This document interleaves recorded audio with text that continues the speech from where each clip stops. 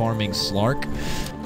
Whereas Secret, they have more options to kind of be flexible with their laning setup here as far as where they want to put the Queen of Pain, where they want to put this Brew, and where they would like to end up placing the Sniper. So I'm curious to see. We could even see some early movement, specifically from the side of Moscow 5, to get that extra bit of intel as far as what the lanes are going to be and how Secret could look to adjust. I have to say here, Dakota, I think this M5 roster is a little scarier. Secret they're gonna have their work cut out for him here. So let's run through some rosters, see who's doing what. Radiant side, it will be Arteezy that takes the Sniper. It looks like he'll be headed to the safe lane. Kuro on his signature Rubik, no surprise there. Rocking his own Rubik set. Yeah, of course. Guy. That. Beautiful.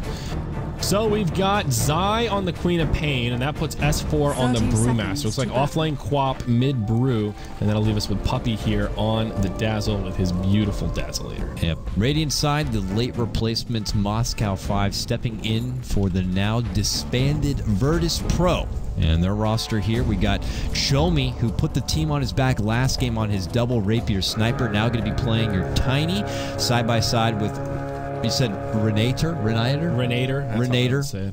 the Hater. He's going to be playing your Wisp, or the EO if you will, Big'em. He's going to be playing your support Vengeful Spirit. That's going to go ahead and leave Batrider in the off lane on Afterlife, or Afterlife playing your Batrider rather. And then of course to round things out, it's going to be ZXC playing your core Slark in the safe lane. Yes, sir. So, looks like fairly straightforward lanes from Moscow 5. They don't do anything crazy. They do the standard Wisp Tiny mid. This will make things a little more difficult for Zai. He can harass with the toss, even though he can blink away. Bot pretty squishy, will be in some trouble if she gets caught by the cover. You see him running out a couple of branches there. Nice thing for Wisp is he was able to grab that early rune, so he gets straight to the bottle. The bottle's already en route. His little piggy is going to deliver it. The Emperor Pig, I don't know what the hell that is, but there's your bottle. Thank you very much, and now your Wisp has the bottle to work with here, and we'll try to take control of these runes, and this is where things can get exciting real quick. He's already level 2, so both Tether and the balls, as you can see, going to be zoning back Zai from this lane and allowing Tiny to get some early CS gains. Yeah, mid lane going very well for Moscow 5. As a 2v1, you really would expect it to. They do switch it up. It seemed like Quap would be in the off lane, but now they put S4 down bottom with Puppy. Ends as a 2-1-2 for Secret. They want to make sure that S4 does find some decent farm. They'll be relying on his well-timed Blink Dagger to do some work in the mid-game here.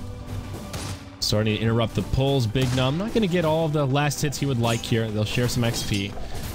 Yeah, S4 getting a fair bit out of this. So how's the off lane going? Or I guess the top lane. Batrider not having a fun time. Getting zoned out hard by Kuro, and Arteezy, he is securing himself some free farm.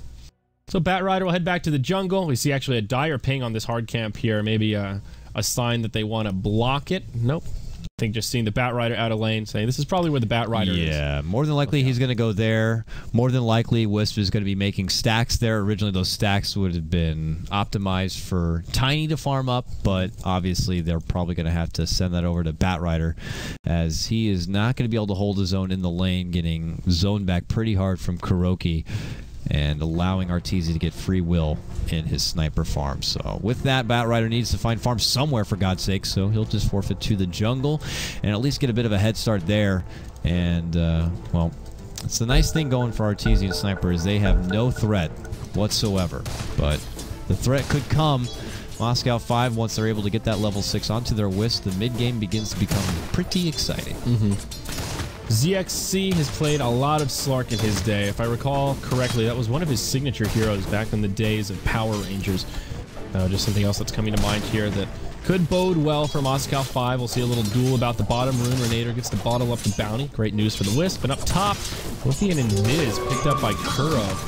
See what he's able to do with this. Maybe a rotation mid. If they can find a kill on the Tiny, that would certainly be great. Though might be a little ambitious. Looks like Kuro more interested in a potential courier snipe. But look at this courier movement here. Very wise from the Radiant side. They pull it into the tree line. Smart piggy. It really is. Kuro actually almost finds it too. Instead, scouts out the Batrider and will just stand by and leech some XP to find his level 2. Yeah. Maybe hoping Batrider will take some free shots on these neutrals and he can take it back. But haha, my creep fool. Haha. Kuroki, see you later. Instantly gets spam pinged by the Batrider. He's like, guys. There's a Rubik in our jungle. Help! Do something about it. What can we do? I don't know. Something. even just his presence here, very intimidating to Moscow 5. They will start to converge. Oh! Is this a kill onto Kuro? It They've got could it be. together. The balls. Line this up. Telekinesis. The balls have the damage. Oh, God, trying to catch him with them. Oh, God. Oh, one more auto attack. There it is. First blood drawn by the Wisp. Renator gets it. And Kuro at first looks like a great play to try to bully out the Bat Rider. Ends up backfiring. Will cost him his life. Well Good played for by the M5, Wood. though. Yeah. Revenge rotated all the way to the bottom lane and caught him. Wisp will take the extra bonus bounty, get the extra XP to get started towards that level 6. Good for him. Bottom lane, a little bit of harassment onto your Slark, but he's able to hold his position. You know, very elusive hero in his own right, so should be able to stay close enough to kind of get into the levels. He's level 4 right now at 3 minutes and 30 seconds in. Not too shabby, but obviously love to have more CS. Only 6 and 1 on your Slark, who's supposed to be farming it up, is pretty rough, because on the other side of the map, you're going to see Arteezy at 23 and 10 on his Sniper. He's going to have a good early boom. Yeah, exactly. That is the big thing going in favor of Secret right now. S4 is also farming very nicely against the Slark. The presence of Puppy has really helped him out. ZXC really feeling the hurt of this dual off lane. Just boot stout shield. He may still be able to recover. I'm curious to see what build Arteezy goes for. Maybe he'll pick up a Midas. It's something Arteezy likes to do when he gets this kind of free farm early on with a lot of space in lane. Could be a good option for him, though. It could also extend this window where Tiny can just combo him down. CXC down bottom, initiated on again, but he'll survive. Yeah, things can get a bit scary here. Definitely the second Chomi reaches level 5. Then the nuke power becomes pretty big. That together with the spirits. Secret are way out farming them, though. Look at this. It's 1,500 net worth and experience in favor of the Dire. And they're down a kill. So that just speaks to how well they're farming in these lanes. Yeah. All 3 of their cores doing quite nicely, actually. That's more on how well the Sniper is definitely doing top, and plus their bottom lane is doing very, very well finding the farm. Well, compare the offlaners here. You've got Brewmaster versus Bat. Bat's got 7 last hits. Brew has 26. Yeah. If you look at the safe lane farmers, can you even compare? I mean, maybe you look at Tiny compared to the Sniper, in which case the Sniper's still winning. Then you've got ZXC, who's got as many CS as Puppy does right now. So, yeah, M5 are losing these lanes pretty hard, actually, even though they got that first blood. They're definitely going to have to wait a bit. Slark is just going to have to put his farm game on hold until this Wisp and Tiny can maybe consider going on some gank missions, and then he can look to find his own way. But priority seems to be on this Wisp Tiny to kind of have a good early start, which you can't really blame him for. This dynamic duo has brought together a lot of wins for a lot of teams, and definitely warrants a lot of the first bans, but yeah, they're looking to see if they can make it happen here. Tiny's already got his power treads. We'll see what build he opts for. Usually, like, power tread, drum, Ags is your pretty standard build. You could just go straight for the Ags, but usually you want the drums just for that extra little buffer in your mana pool so you can combo a little bit easier. And you have plenty of regen, but at this point, it's really just an issue of max mana for Tiny more than anything else. Nice little pull to the high ground, but Vengeful Spirit's going to just TP thereafter, and there's no way they're going to stop him. Yeah, nice heads-up play from Big Non. Meanwhile, at the bottom, there will be a little skirmish over the bounty rune. Dazzle will pick it up, pushes back Renator. Quap comes in, actually for a potential kill, but she has Sonic. Okay, aggressive blink forward, looks for the Sonic onto 2, gets the kill on Wisp. Shallow Grave keeps Zai alive, and the haste rune will further secure his retreat. Nicely played. Yeah, good call out there. I don't know if it was from Puppy or Zai, but they make the committed jump after being scouted out from Puppy. And once he lines up the shot, he gets it there. So good work from Zai. Gets the kill. Certainly helps out his 1 versus 2 matchup in the mid lane. And top lane, Arteezy still has a free lane to work with and is about to have a free tier 1 tower. Venge will come in, maybe hope for a deny here. This should be easy. No, it's not. It still is killed by the Dire. So that no looked deny. like a deny. That was a photo finish of a deny. Yeah. But still doesn't go to Arteezy, so I suppose a minor victory there for M5 despite losing that early tower. Eek, the net worth chart is scary. Bottle abuse. Bottle abuse. Someone report him mid lane. Puppy's going to pick up the bottle, refill it for Zai, and hand it back. Sharing is caring. Oh, didn't hand it back quick enough. Lost 1 charge. It's unfortunate. Come on. All right. So Tiny really the saving grace for M5 right now, and as I say that, he gets initiated on, takes a huge amount of damage. The tether's there from Renator, he'll heal him up. But tough for Chomi right now, still not really at that window where he can make the big plays. Their other lanes are just suffering so much. Slark He is 9 out of 10 on overall net worth. He has 9 CS right now. He can't even get close to the poop wave because S4 is there ready to blast him with a thunderclap. Top lane, big num. This is a kill, I think. Yes, it is. Arteezy gets a solo onto the bench. Arteezy is getting so much freaking farm. It's going to be a bit of a problem here for Moscow 5. The bottom lane engagement, stun toss combo into S4, pulls out the split. Now he's got to get the hell out of there and split himself. But show me, not going to go too far. Oh. Cyclone's going to catch him here, and poor little Wisp does not have level 6 to try to relocate him out. They get a nice grab onto the Tiny and take him down. Yeah, first primal split comes out of S4, yields a kill, and also on that high-value target. Now all of a sudden, Secret way in the lead. Nearly 6,000 net worth, 3,000 experience. This is the Team Secret we're more accustomed to seeing here with a very early lead, dominating these lanes, and this big game will be very difficult for Moscow 5, though Batrider is close to his blink. That is one thing they have going their way aside from Tiny's mediocre farm. And the unfortunate thing is because he has a bit of mediocre farm, because normally you wouldn't have to be having an offlaner forfeit and take over the jungle. This would be where Wisp stacks up these camps and then they quickly do it together, and the next thing you know, Wisp gets his level 6 and Tiny gets a component or two towards his Agnum Scepter, but they can't do that at all. They have to leave it for Bat to get his Blink Dagger, and then they hope that that's going to be enough. That's a really good point, honestly. That's where a lot of that fallback farm for Tiny comes from. If you can go get like 1,000 gold or so from a 3-4 stack in the jungle, that makes such a big difference here at the 10-minute mark. So maybe not the most efficient setup with their hero choices, but this set of kills will get Afterlife his Blink Dagger, level 6 on the Bat as well. Meanwhile, on the bottom lane, okay, ZXC is just fine. Just taking some damage. They still have just not contested this Sniper. Look at this. Arteezy goes first item Blink Dagger on the Sniper. So no Midas, no Sanj and Yasha. No Morbid Mask. They're just going Blinks here. Yeah, no Mask of Madness, like you said. S4, he gets his Blink also. Yeah. So just as Bat is ready to find some initiation, Secret has the tools to try and counter-initiate. Yeah, that's good. I mean, Snipers are going to be more elusive. There's the debut of the Blink on the mid lane, though. They get a hold of Puppy. Well, down he goes. And they kill the Puppy. And that's an easy pickup. Nothing that Dazzle can do there. Locked in place from full to 0. No chance for a grave. That's going to happen. But Blink Dagger reveal, a kill on a Dazzle, that's not too bad for Secret. Of all the heroes to go down, I think Puppy is pretty high on their list of sacrificial lanes. There's a point where I feel like Arteezy's got to be like, am I really just going to have this lane and just kind of do my own thing the whole time? This reminds me a little bit of the game 2 from yesterday against Duza when Zai was like, oh, you guys do whatever you want. I'm just going to free farm for the first 15 minutes. That's kind of what Arteezy's doing here, where it's 4 versus 5 with just a farming Sniper. Yeah, it works so well for him as a gyrocopter with a silly build. I imagine it's going to work even better as a Sniper who's going more of a standard. I mean, maybe not too standard getting the early Blink, but yeah, this hero we already saw last game how he can do serious work with a serious amount of farm, and Arteezy's looking to show Moscow 5 like, hey, I'm a Sniper player. I'll show you how we can do it. Bottom lane, Puppy, does he get initiated on here? ZXC connects with the pounce, but he's taking tower shots. Not really ideal. He goes to the Dark Pack, but S4 thunderclaps the ground. He's dead. Back towards the mid lane. Big Num taking a lot of damage. Zai in very deep. No Blink. Looks like he got lassoed in. But he didn't lose the kill before he dies as Tiny denies the tower. So 1 for 2 around the map.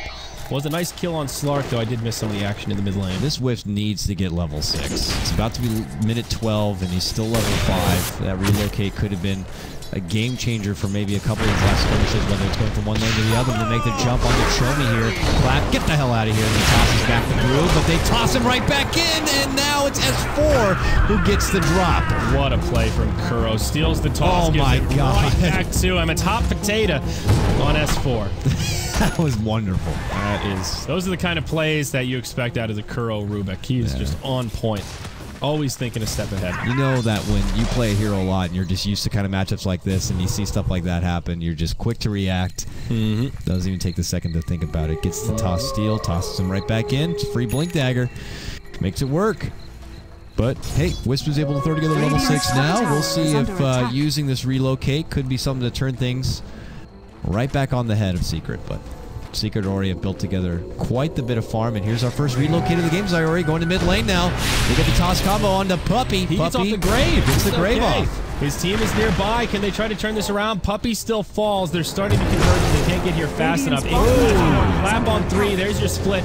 Relocate out, but he sees Big Num, isolates the Venge, and he'll do some work here. Meanwhile, off to the side, Afterlife goes down as he tries to TP home. And they're just going to continue on here. Kuro taking some damage in the front lines, but now the fight's broken out. Shomi goes down without a wisp to save him.